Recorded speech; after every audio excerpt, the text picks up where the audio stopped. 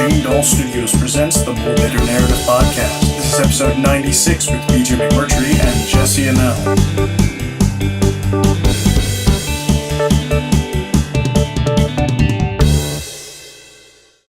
Are we recording? Are we on? Are we on? We're live. God damn it.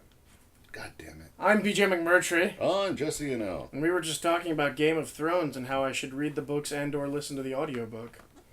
Yeah. I don't understand how people... Well, I mean, I think a lot more people enjoy the TV show than the books. Well, it's the same reason people enjoy movies more than the books or whatever, because, you don't have to read. It really is amazing, though, how the show, in one season, and not even like a regular TV season, but in one, 10-episode season, breaks down a book that's well over 500 pages long. Each book, like those books are really dense. Mm-hmm. And they break it down to the core events, but they don't really go into a lot of the subtext of what's going on. That's how I felt. I mean, the most recent representation of a book that I've read, and did they make a My Little Pony movie? Yes. In the 80s, though. Okay. But no, it was the Harry Potter books. Oh, right. Well, yeah. When they made the movie, I saw the first and second Harry Potter movies before reading the books, and then I got intrigued and went back and read all the books up to before the last one. And then every movie that came out after that, I was like, they're missing a whole lot. Yeah. A lot. Well, the great thing about the show is you don't feel like... It's almost like subconscious knowledge of what's going on in the show. They'll talk about something or something will happen, and all of a sudden I'll get this flood of information. What's going... I'm like, oh, wow. So it's almost like I'm watching it in that regard. So, the TV show is really... And I think the TV show is intentionally structured that way, because all the events that I'm not seeing on the show are still happening in the context of what's going on. They're just not showing it. So when you read the books or listen, in my case, I listen to the audiobooks. Because Jesse never learned how to read. When I heard they were making the show, I downloaded the audiobooks and I listened to them at work. And it would have taken me, those books are huge, it would have taken me, I think at that point, there are 5 books out now. I think they're going to be 6 or 7. And I listened to all 5 of the audiobooks in 2 months. There's no way I could have read them that fast. But, I'm a landscaper, so I can listen to an audiobook for close to 8 hours a day. But yeah, they're really enjoyable books. I mean, it's basically... And not to diminish the books or the show, it basically is the rated X version of Lord of the Rings. The other thing I like... boobies. A lot of boobs. I'm not complaining. But the other thing I like about it, just in the context, and you've watched the show, that they talk a little bit about it in the books, but the events that led to them building the Great Wall, this 700-foot wall of ice that separates, this one region from the rest of the human world, they created that to keep something out, from getting to them. And now it's coming. And this is the thing, though. In the book, they are aware of the fact that nobody alive remembers exactly what it was.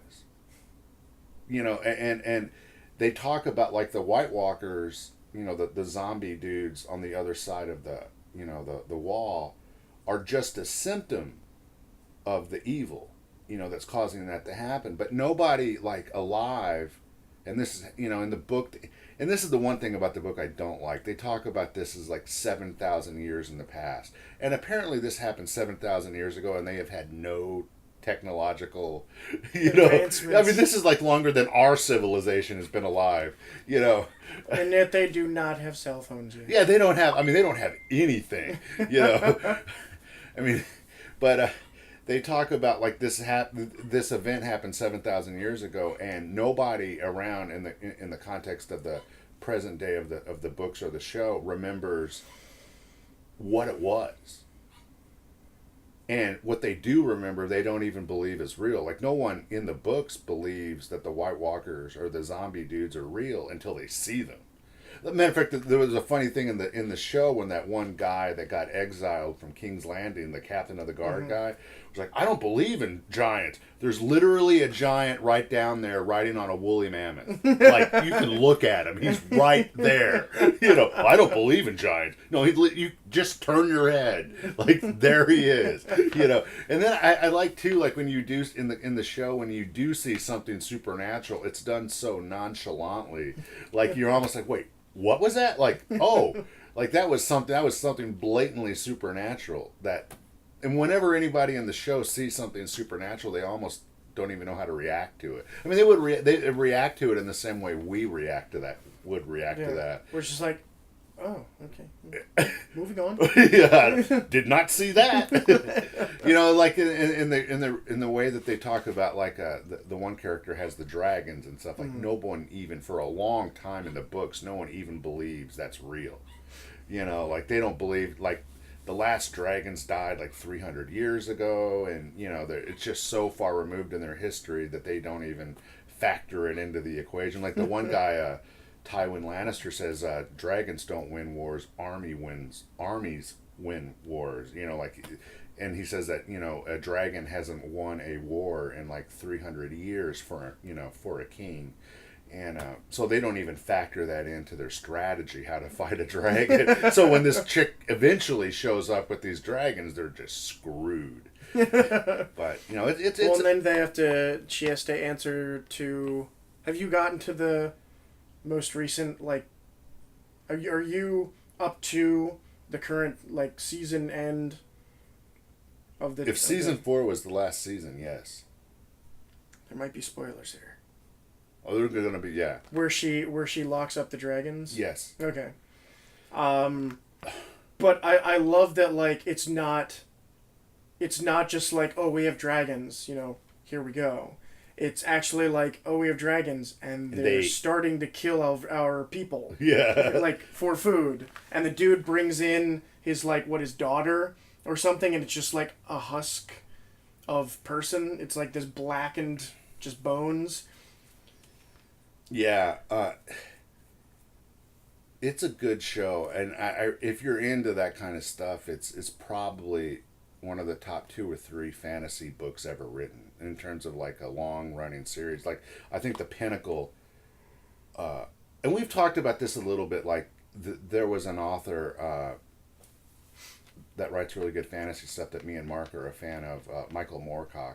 Michael Moorcock kind of went off in a. I mean, there are 2. He must have gotten made fun of as a kid. Yeah, I would imagine. But he like, I think the 2 like archetype story types for fantasy are like the Lord of the Rings and then the Conan kind of pulp fiction-esque adventure stuff. And I think most modern fantasy has kind of gone the way of the Lord of the Rings. And the Michael Moorcock stuff, he hates that stuff.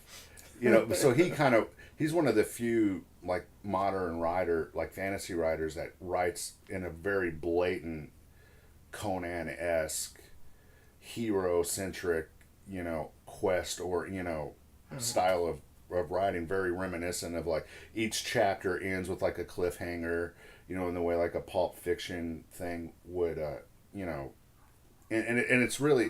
But the fan like we need to redo like Conan the Barbarian type thing, and you need to be Conan. I have no problem with that. Give me a sword, I'll fuck people up. Let's do it. But yeah, I mean,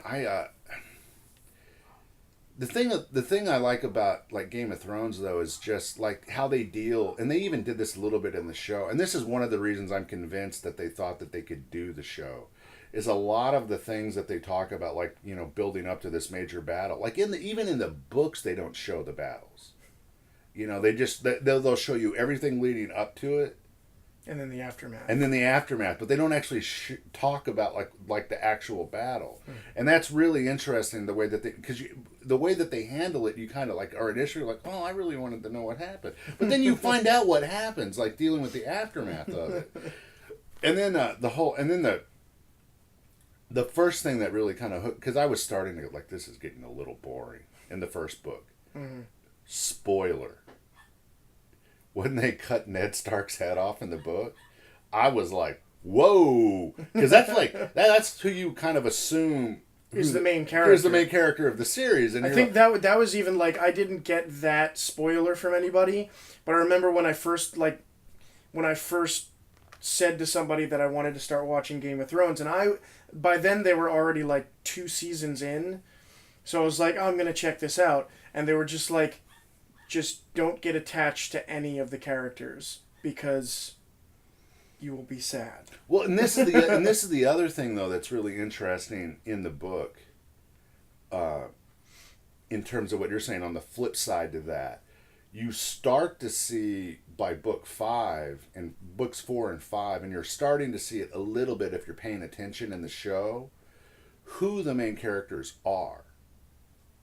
You know, like it. And this is a big spoiler, and they haven't even really gotten to this in the show, but they talk, this happens like in the books, like Jaime Lannister, like when they show him in the first episode, he pushes a kid out a window after having sex with his sister. Yeah, not somebody you want to introduce to your parents or bring over to a church potluck.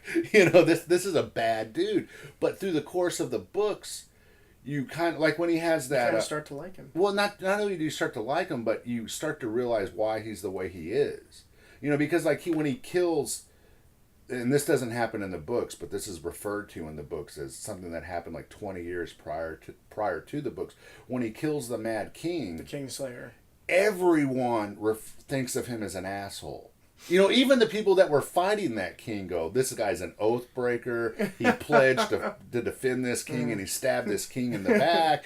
But nobody... You did what we wanted to do.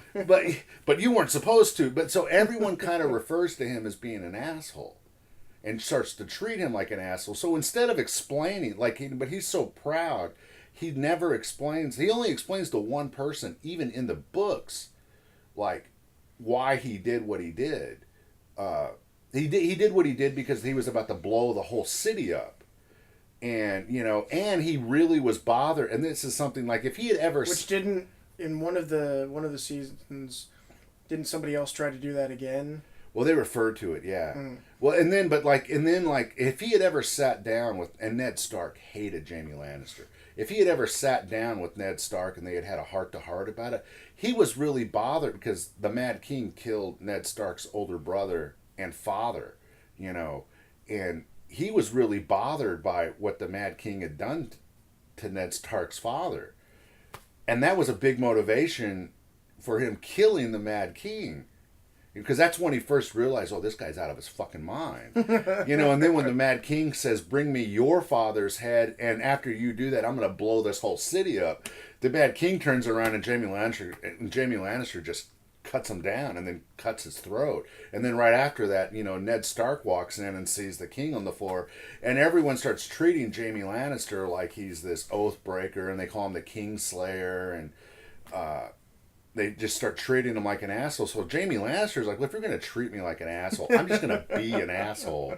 But through the course of the books, you start to see that he's one of the main characters of the book in the sense that he's destined to be this great hero in this coming conflict.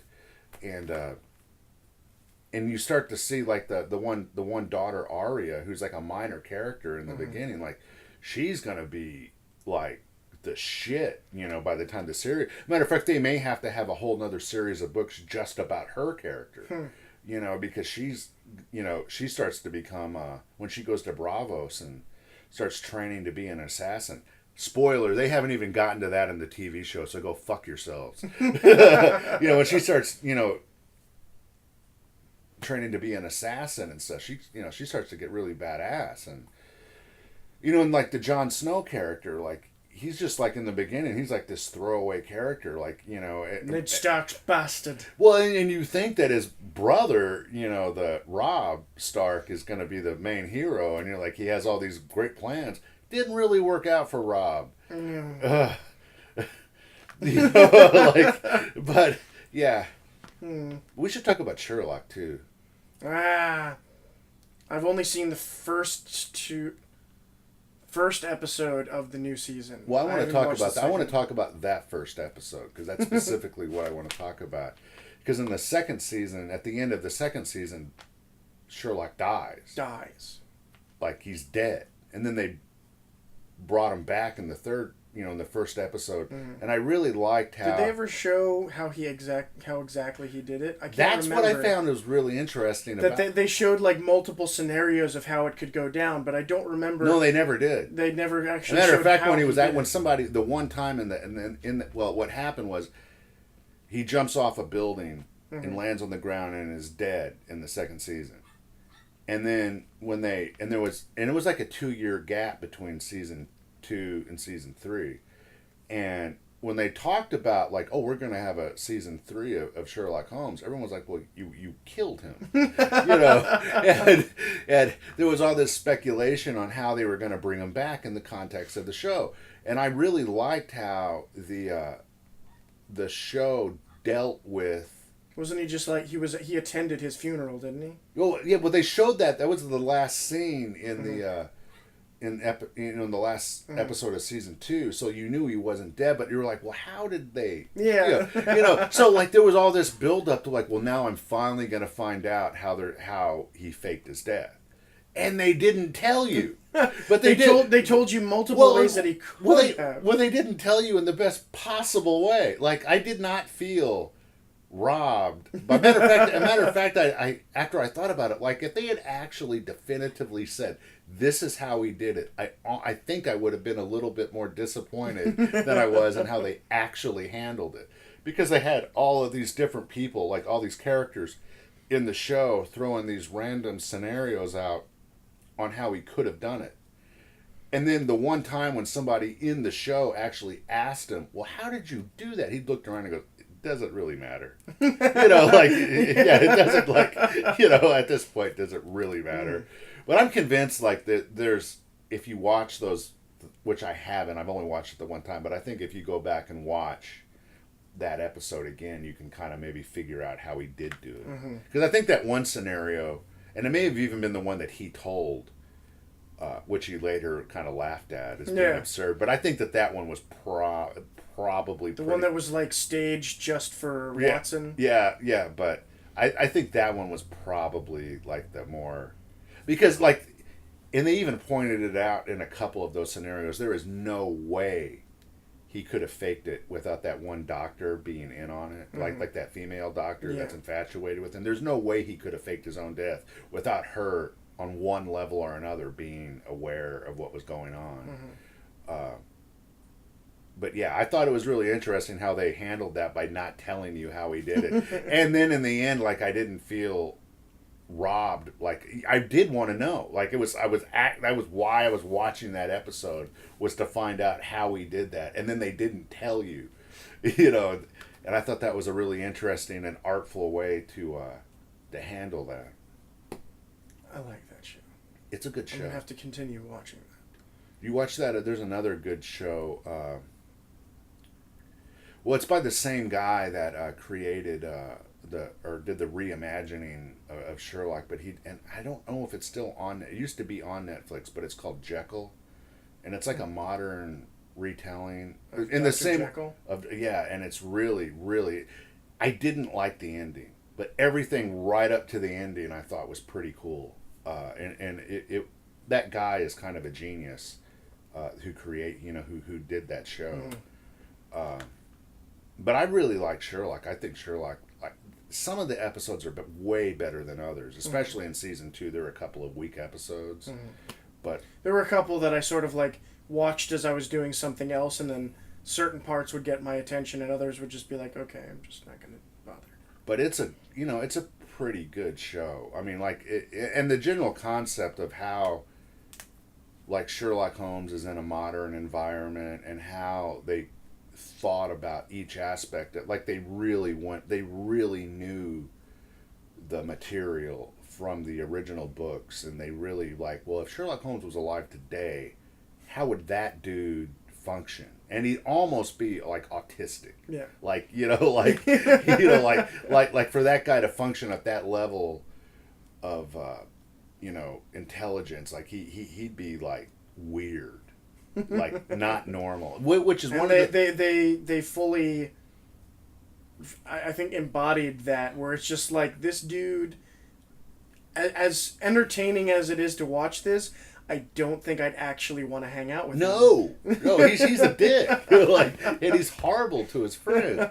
Well, which is one of the things too, like in most modern, Sherlock Holmes stuff, and I've been watching that stuff, and I read, my grandfather was into the books, so I read the books when I was a kid, and then I watched, and it always kind of bothered me how they portrayed him as being this kind of sophisticated, kind of really sharp guy, and that's not who that character was in the books. He was a wreck.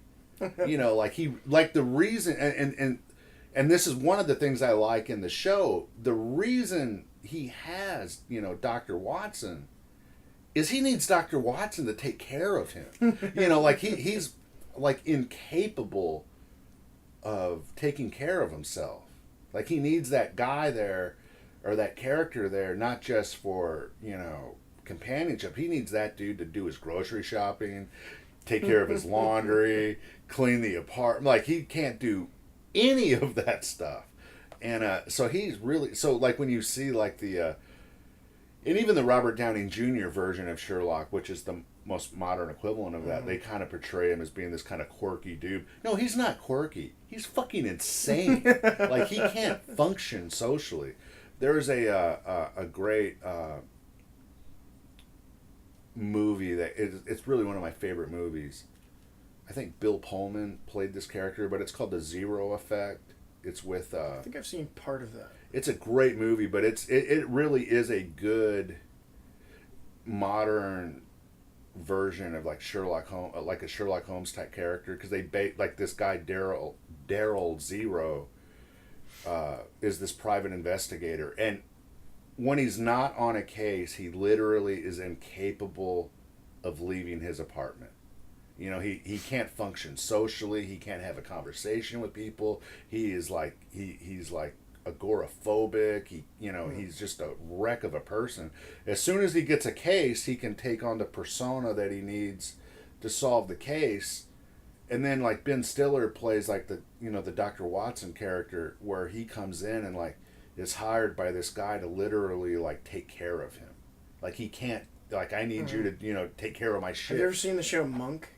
Oh yeah, which is another like good version of that. Like it always bothers me when you see like those old Sherlock Holmes movie, and Sherlock Holmes is this sophisticated aristocratic character, and like no, not only that, he was like majorly addicted to cocaine. Yeah. He had a, which is interesting in the show, how they kind of because in the at the time that those books were written, like cocaine was a social drug in the way that like smoking cigarettes is today. And it's interesting, in the show Sherlock, he's not addicted to cocaine, but he has a huge problem with cigarettes. Yeah. Like at that one point when Watson comes in and he's laying on the couch and he has just like 10 or 20 like of those cigarette patch, like nicotine patches. I was like, it helps me think, but I like that show. I like it a lot. But even the bad episodes, like, I mean, there are more than a few episodes that I blatantly don't like, but I really like the effort that they put into the character more than anything. And that's the main reason to watch that show. I'm going to have to go back and watch that, like, from the beginning again, because it's been so long since Well, the first I started episode, the first watching it. episode is awesome. I love it. And then there's another show that they have on there that I highly recommend. Other than the fact that it's a little depressing, this is one of the few shows. It's an English show, but it's one of the few shows that is kind of shooting for the level of like Breaking Bad, and it's this show called Luther, about this cop. I've heard about that. It's an incredible show. It's really good. They just put season 3 of it up on Netflix, but it's one of those things like the first 2 seasons are really dark. So like I've been like I don't know if I can handle that level of intensity, because that character is like really depressing. Like but it's a good show. What's that show with Elijah Wood and the dude in is it a cat or mouse suit? Oh, it's a dog. I love Is it that. a dog? Wilfred. Wilfred. I've never seen it, but I've seen them on Netflix, and I've been hesitant to watch it, but it's really funny. Like and the history of that is, and I think some of them are even on YouTube. But the guy in the dog suit is like the creator of the show, but he's from Australia, and the American version of Wilfred is based on the Australian version of Wilfred. So but the funny thing is, the guy who creates the show, the guy in the dog suit, played the same character in both versions. Like they literally well, if we're gonna do this, we need to have that guy in the dog suit, and it's even the same suit. But it's really funny. he just came over from Australia in the suit. And Yeah, that would have been a good documentary. Just have him, flying on the plane. But the funny thing is, like when you watch the show, and they put a lot of thought into this, and it adds a whole nother level of humor to what's going on, because he reacts to things like a dog. Like they'll be walking down the street and having a conversation, and to everyone else, it's just this Elijah Wood character walking with a dog talking to himself. But to Elijah Wood, he's fucking insane. He's having this conversation with this dog that's a back and forth, and a motorcycle will drive by, and then the guy in the dog suit will just take off after the motorcycle. I'm gonna kill you, for no reason. But he reacts to they put a lot of thought into how would a guy in a dog suit who's really a dog and react to these. Like at one point they go to this restaurant, and they're sitting in this outdoor cafe, and there's he's sitting there drinking, and Wilfred's even drinking something, and then the waitress comes up, and the guy in the dog suit literally starts humping the girl's leg, and the girl's like, oh look, he's so cute, and it's a guy in a dog suit humping this girl's leg. But it's a really funny show, but again, that's a pretty dark show, underneath the humor, because the first episode, even the first scene of the first episode, Elijah Wood tries to kill himself. He takes all these pills. He writes a suicide note. It doesn't work. He wakes up, and then there's this guy in a dog suit in his door, and he's like, "Am I dead? What the fuck is going on?" And it takes him a minute to figure out that other people aren't seeing what he's seeing. He can't. He's seeing this guy in this dog suit interacting with other people, and it takes him a minute to figure out that they see a dog. But it's a funny show. It's a profoundly stupid show, but I enjoy shows like that. But it's also really funny. It's really funny. But yeah, I like that show a lot. Have you ever seen the YouTube channel Bad Lip Reading? No. Check them out. There is a video that I want you to watch right now, and I'll post the link so you can go and watch it too. But it's called Medieval Land Funtime World, and it's of somebody cut together stuff, and they even composited pieces, just random graphics and stuff into there to make it look like they were in the world. But they basically took Game of Thrones stuff and made it look like a movie trailer for Medieval Land Funtime World. It's great. So let me go watch now.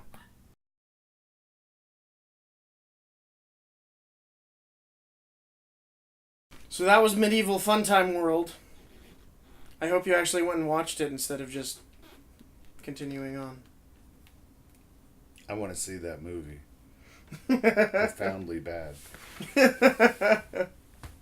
Medieval Funtime Land. What's the movie with the actor from Adventureland? I haven't seen the whole thing. I only watched like the first 20 minutes of it. That's a pretty funny And movie. I think I had to do something else. So I think I want to go back and revisit it. However, a movie that I did watch yesterday Okay. that somehow I got through the whole thing. I think I was like doing something else, but I ended up finally watching The Lone Ranger.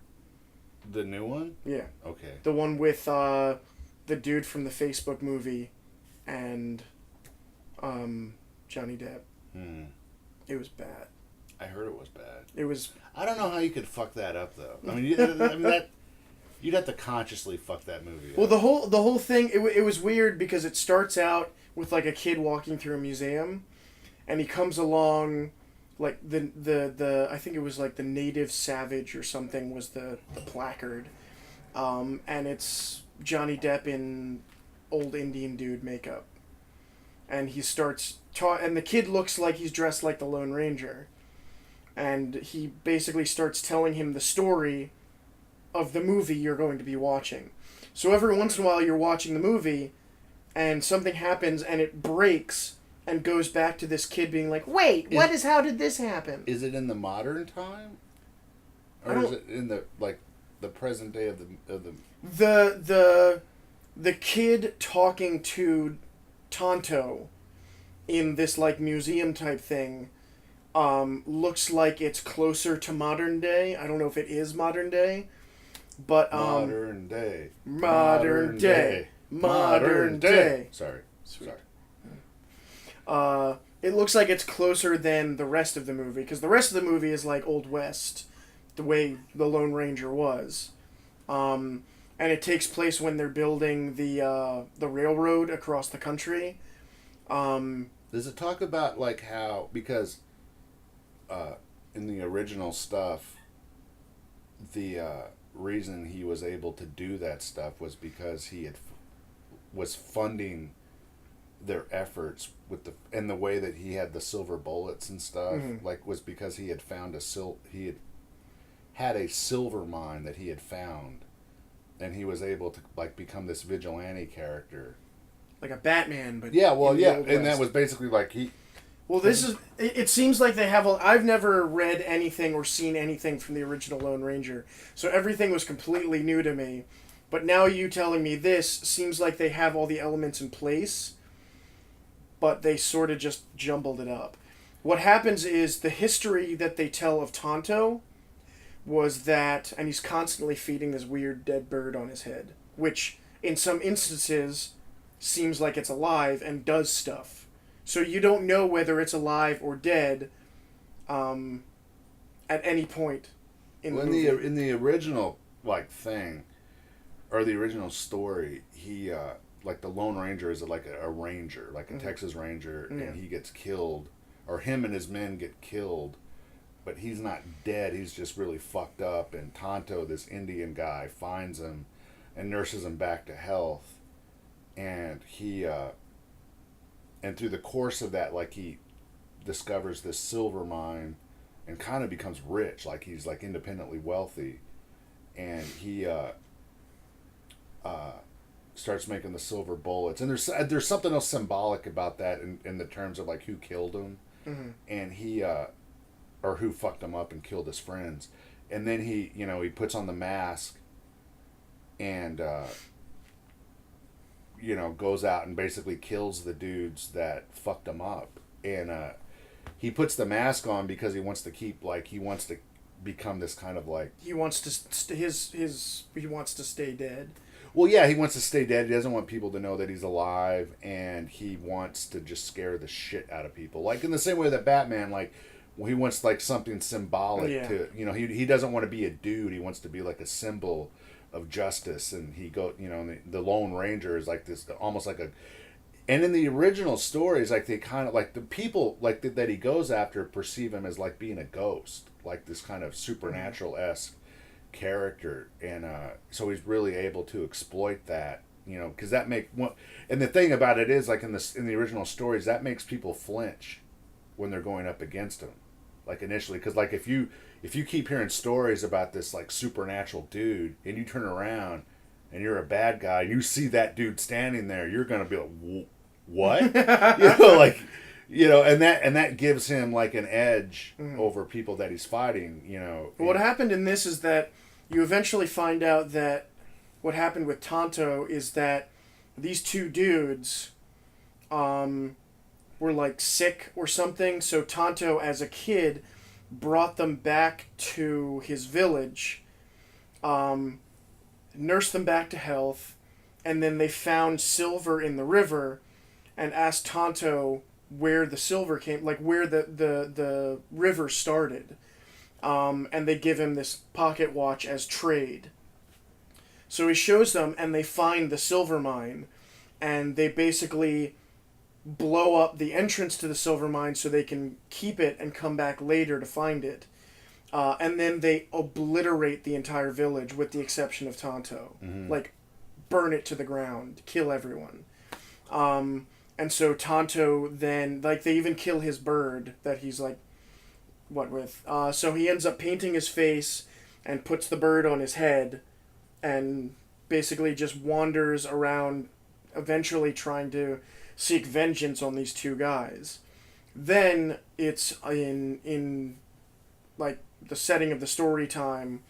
The Lone Ranger starts out as this dude who is all about justice and law, and he's not about, like, if he gets the bad guy in his sights, he wants to take him in for, like, due process as opposed to just shooting him right there.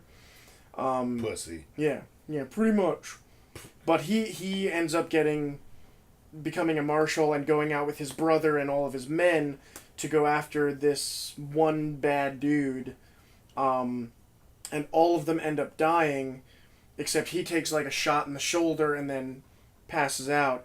The bad guy then goes to the dude's brother, cuts out his heart, and then, like, they go away. Tonto buries all these guys, and as he's about to, like, cover them up, this white horse shows up and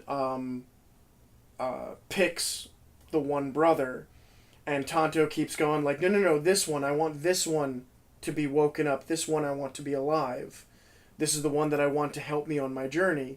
And the horse keeps going over to the other brother. He's like, no. And so all throughout the movie, he's referring to this horse as being stupid. And like... Which sounds incredibly stupid. He's also supposed to be like a magical horse that brings people back from the dead. Course.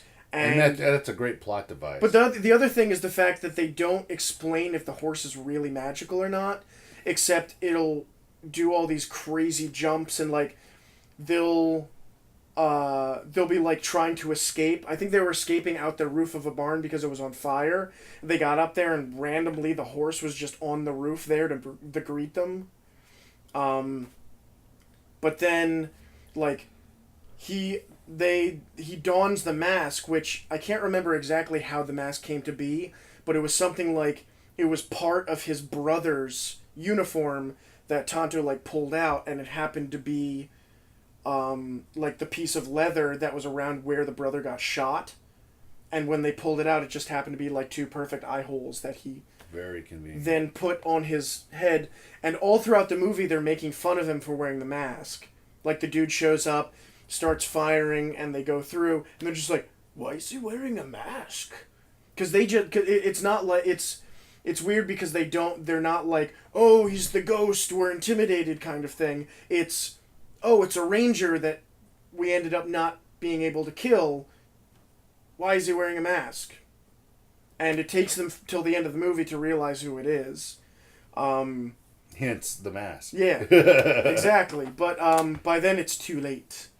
Yeah, but, I don't know. Like, I don't know why you would make that. I mean, I understand that they were trying to. It was a Disney thing. Yeah. And it was going to be a little cartoony, but like and also, it could have been like that. Casting Johnny Depp as the Indian dude I'm not even talking. It was just goofy. Well, that you could have made a pretty badass, more based in reality, Western with that concept. Because fundamentally, a guy with a quirky Indian sidekick, not racist at all, wearing a mask, shooting silver bullets, it's fundamentally going to be a little stupid. Well, they also, it's weird because the Tonto would always call him Kimosabi. And I actually looked it up because as I'm watching the movie, I'm like, what does that mean? It doesn't mean anything. So I Googled it, and it was something like, it was supposed to be this made-up word that was supposed to have history in some... I think the name of the tribe was Comanche or something. In his tribe, it's supposed to mean, like, brother or like, brother in arms or something to do with, like, kinship kind of thing. But when... the Lone Ranger finally asks Tonto, what does that mean? He says, wrong brother. Because the horse chose the wrong brother to bring back to life. He wanted the other one that was the badass that got killed. That got his heart torn out by the bad guy. But in the end, spoiler... In the end... You said spoiler if you didn't understand in whatever the end, fuck that was. What the fuck was that? Spoiler! In the end, the dude with this, like, crazy scar hair lip thing... Joaquin Phoenix? No. I don't think so. The bad, like, the definitive bad guy, and then another dude who's, like, head of the railroad, who you think is a good guy until the end... turns out to be the brother of the bad guy. They're the two dudes that Tonto has been looking for the whole time. And what they're doing is they are basically raping, killing, and pillaging and whatnot while they build the railroad and using Chinese slaves to mine out the silver and then bring it across west and become heads of the railroad and billionaires. Or millionaires, or whatever the hell the heirs was that time. But, like, the Lone Ranger, with the exception of stopping these dudes from completing their evil plan, has nothing to do with the silver mine. And actually ends up blowing up a bridge and tossing all the silver back into the river at the end of the movie. Yeah.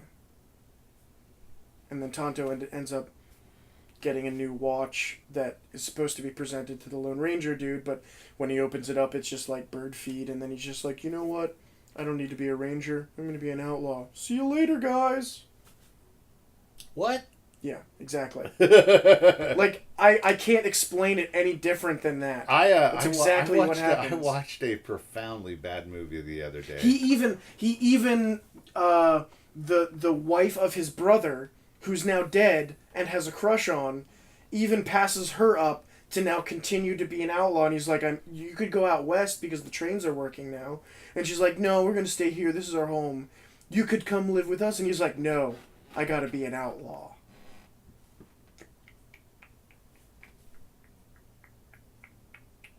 No, I watched a really bad movie the other day. And it was so shockingly bad that it was like watching a car wreck. I could not stop watching it. But it was a movie from the 80s, and it was on Netflix, and I was like, I remember this movie being really bad. Mm-hmm. Like even as a kid, like it was kind of stupid.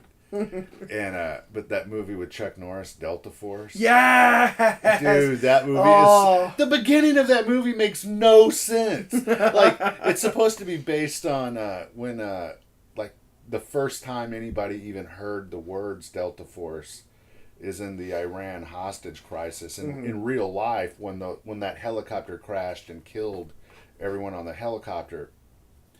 In the movie, and it's that when if you watch the scene, it doesn't even make sense. There are these planes there, like cargo planes lined up.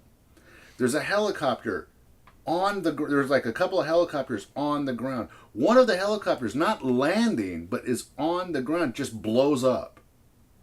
And then everyone from the helicopters runs over like they're being shot at, but they're not. Onto the cargo plane and take off like it's all this drama. And I'm like, well, why were they in the helicopters if they had the planes? And why were the planes there if they, like, I don't understand what just happened. Like, and all the things were on the ground. Like, none of them were flying. Like, were they at an airport? Like, they were out of money at the beginning of the movie. Yeah. They couldn't get the I helicopters. was just like, oh my God, that is so bad. And then you're like watching the movie, and it's just like, it did get a little better, like, as the movie went on, but it was still, like, it was so... I think Dave and I have had a couple conversations about Chuck Norris, mostly because he's actually one of the few, like, karate dudes in movies that are actually, like, badass. Because Chuck Norris used to fight bare-knuckle karate tournaments and kick shit out of people. Well, he was fucking right up there, like, back in the day. Like, they didn't put him up against Bruce Lee for no reason. You know what I mean? Like, that guy, like, he was a legitimate badass. And the chest hair that he had when he fought in that scene where he fights Bruce. You ever seen that scene? Yeah. And Bruce Lee, like, literally reaches out and pulls his chest hair out. Like, dude, like, come on, shave. And then there's the Family Guy episode where the fist comes out of the beard. I want one of those. David Carradine's was pretty badass. I mean, he was.